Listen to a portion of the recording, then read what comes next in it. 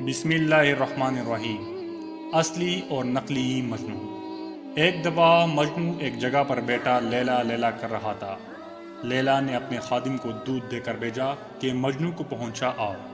ایک شخص نے دیکھا کہ مجنو کے لیے دودھ جا رہا ہے تو راستے میں بناوٹی مجنو بن کر بیٹھ گیا۔ خادم نے مجنو سمجھ کر اس کو ہی دودھ دے دیا اور اس نے پی لیا۔ خادم جب واپس پہنچا تو لیلا نے پوچھا کیا ہوا؟ اس نے کہا مجنو کو دے دیا اور اس نے پی لیا۔ دوسری دفعہ پھر بھیجا، پھر وہی بناوٹی مجنو پی گیا۔ تیسرے دن بھی وہی پی گیا۔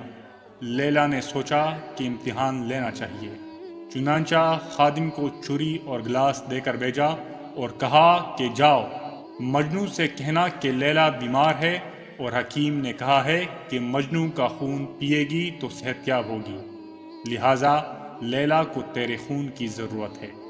اب خادم نے اس سے جا کر کہا، نقلی مجنو نے کہا کہ بھائی میں تو دودھ پینے والا مجنو ہوں، خون دینے والا مجنو نہیں، وہ تو جنگل میں بیٹھا ہے۔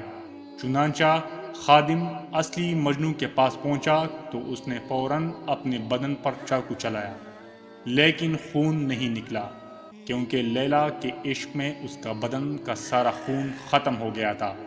اندازہ لگائیے کہ لیلا کے عشق میں مجنو کتنا بے قرار ہوا کہ اس کے بدن کا سارا خون ختم ہو گیا۔